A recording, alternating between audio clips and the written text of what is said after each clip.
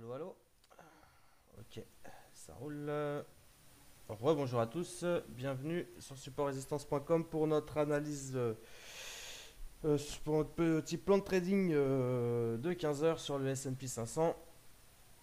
Donc pour aujourd'hui, hein, le 5 juin 2012.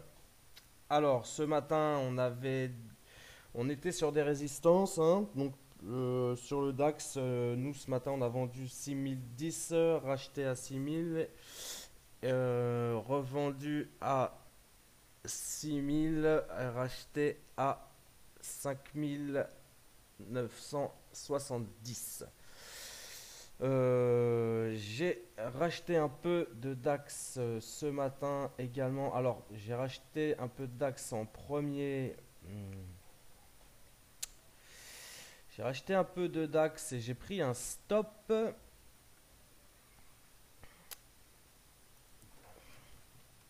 sais plus exactement où.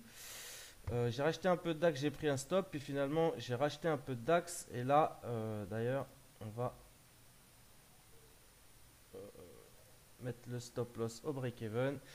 On a actuellement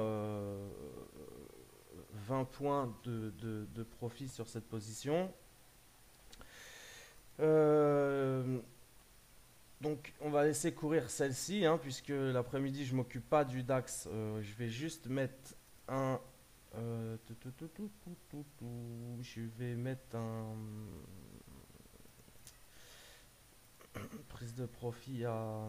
Non, je vais laisser courir pour la journée. Si on a un rebond aujourd'hui,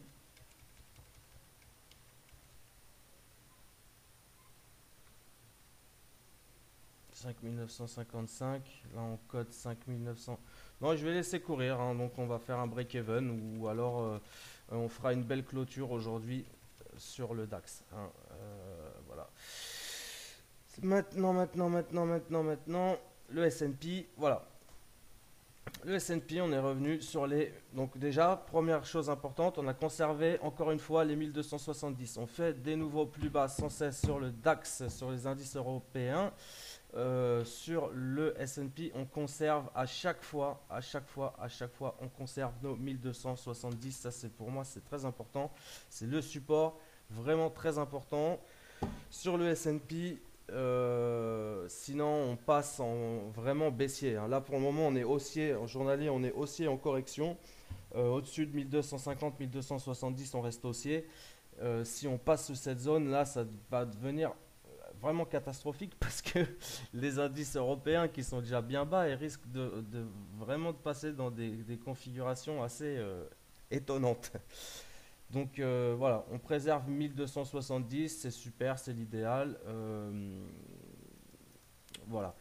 Donc tant qu'on est au-dessus de 1270, encore et toujours, moi j'achète du S&P. Comme tous les jours, hein, j'achète pas non plus en swing trading, hein, mais je profite plutôt des supports pour acheter du, du S&P. Et d'ailleurs, plus particulièrement aujourd'hui, bon là, on a 1280 en résistance à franchir.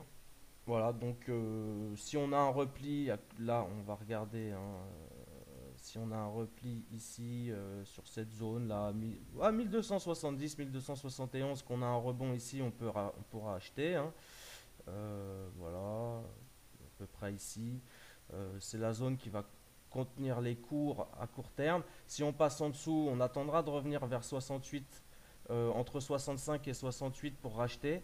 Si on regarde en une heure, alors là on a une zone, hein, qui est pas très belle, mais bon, pas très belle. Et puis en plus, je déteste ce genre de ligne oblique un peu pourrie. Donc moi je me base surtout sur 1270.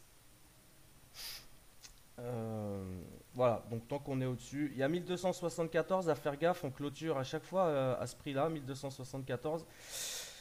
Et ça fait un très bon pivot ces derniers temps, parce qu'à chaque fois qu'on n'arrive pas à passer en dessous, le marché il vend. À chaque fois qu'on arrive à passer au-dessus, on a quand même une dynamique de 5-10 points à aller chercher. Donc 1275, on surveille. Voilà. Voilà. Moi, je pense que je vais aller sur le Nasdaq aujourd'hui. Pourquoi? Parce que en journalier, on a quand même une dynamique qui est vraiment magnifique. Ah, donc là, c'est le Nasdaq en journalier. On a vraiment une dynamique qui est magnifique. On a un marché qui est encore très très haussier. Donc là, d'ailleurs, j'ai acheté un peu de Nasdaq à 2471. Donc j'ai acheté 5 contrats. Parce que l'avantage du mini Nasdaq, c'est qu'il est pas cher. Donc j'ai acheté 5 contrats, j'en ai revendu 3 déjà. Euh, je vais laisser courir cette position pour voir si on peut avoir un décalage à la hausse aujourd'hui. Parce qu'on va voir qu'on a quand même un marché qui est beaucoup plus haussier. Bon, alors là, j'ai plein d'indicateurs qui ne servent à rien. Tout, tout, tout, tout, tout, tout, tout, tout, tout, tout, tout, tout, tout, tout, tout. Voilà, c'est ça que je voulais.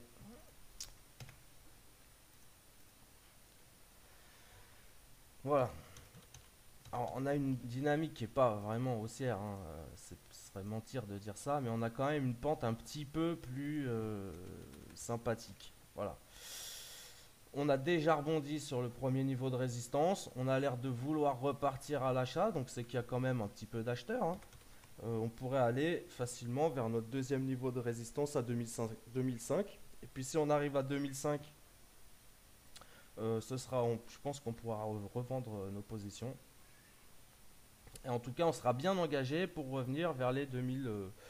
Bon, bah, ça, c'est un petit peu trop tôt pour le dire. Mais en tout cas, voilà, pour aujourd'hui, moi, je suis assez confiant, pour le moment en tout cas, tant qu'on est au-dessus de cette petite ligne de tendance euh, et qu'on conserve une assez belle dynamique en intraday.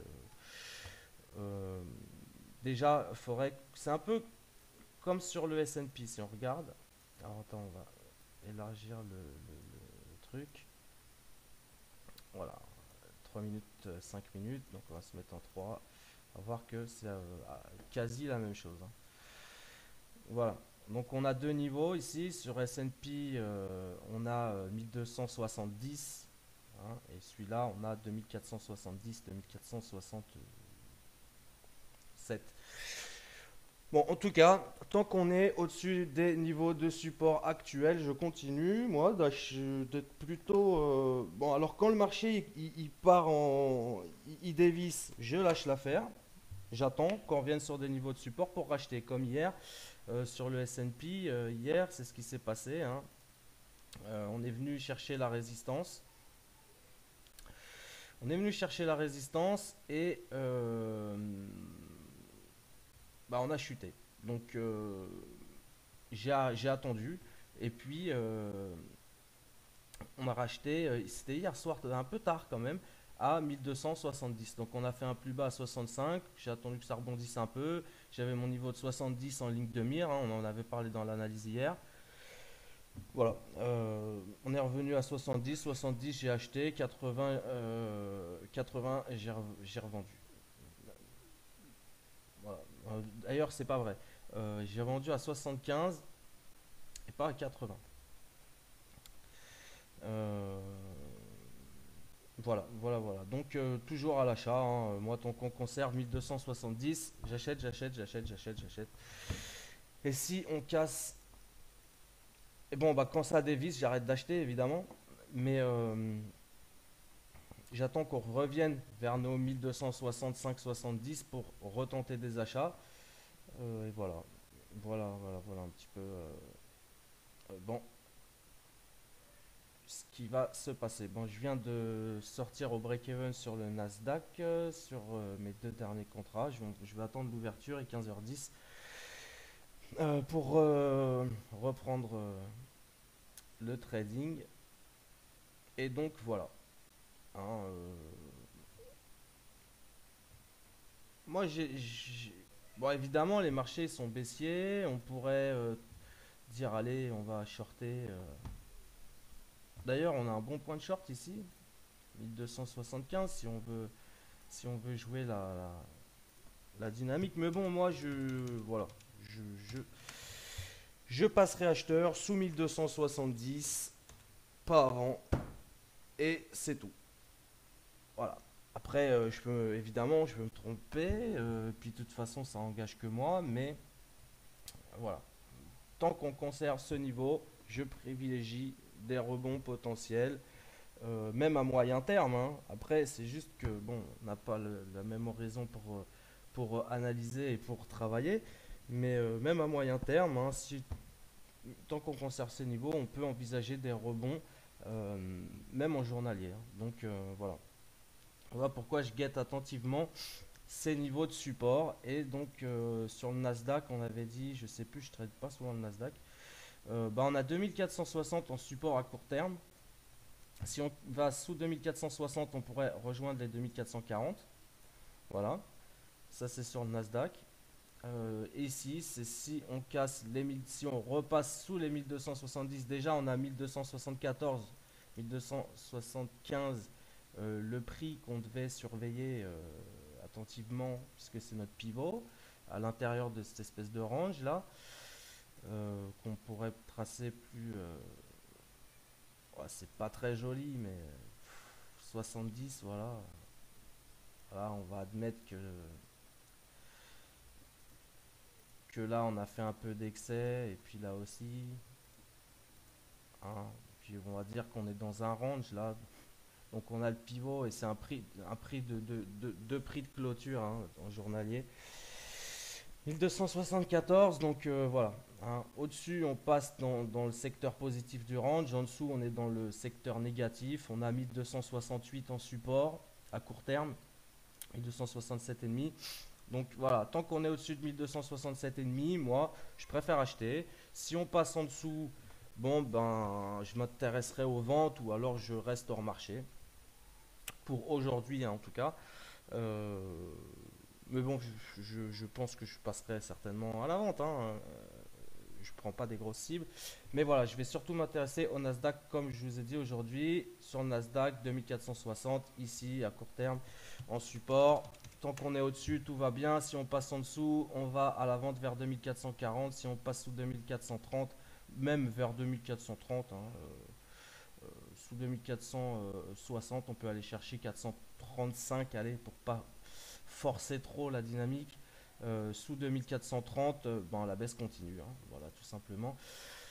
Mais sur le Nasdaq, on peut voir qu'on est encore clairement bien orienté, hein. On n'est pas encore dans la débâcle, hein. On, a, on est encore bien, hein. Voilà. Voilà, voilà. Donc, vous avez mes points, en tout cas sur les points sur lesquels je vais travailler moi aujourd'hui. Donc 2475 comme pivot, donc sur le S&P 2474,15 comme pivot, hein, à l'intérieur du petit range qu'on a dessiné ici. Hein. Donc sous 2470, on va plutôt à la vente. Au-dessus de 1280, bien sûr, le marché a des chances de corriger un peu plus. Au-dessus de 1275, si par exemple on stabilise ici, on fait une petite zone de stabilisation parce qu'on peut regarder en une minute, je pense qu'on est un peu choppy. Voilà. Euh, si on fait une petite range de stabilisation ici et qu'on passe au-dessus de 1275 en session, qu'on arrive à en faire un support, on peut continuer à travailler à l'achat euh, vers les 1280. Donc voilà, 1274,15 en pivot, 1280 résistance, 1268,10 le support. Et voilà comment on va travailler aujourd'hui, hein. Et sur le Nasdaq, c'est pareil. Sur le Nasdaq, c'est pareil. Donc 2460 en support. Résistance à 2480. Donc on est très très près, hein, donc il faut faire attention. Voilà, sous 2460, on va chercher 2445, 2435. Et tant qu'on est par contre au-dessus de 2460, si on a une dynamique haussière qui arrive, on peut travailler à l'achat. On est pas mal orienté, hein, on est dans un petit canal haussier qui est pas dégueu, hein. Donc voilà. Donc bon trade à tous, à demain. 8h30, analyse DAX euro-dollar, donc les marchés américains qui ouvrent dans 15 minutes maintenant. Je vous laisse, je vous souhaite de bons trades à tous, une bonne fin d'après-midi et à demain 8h30.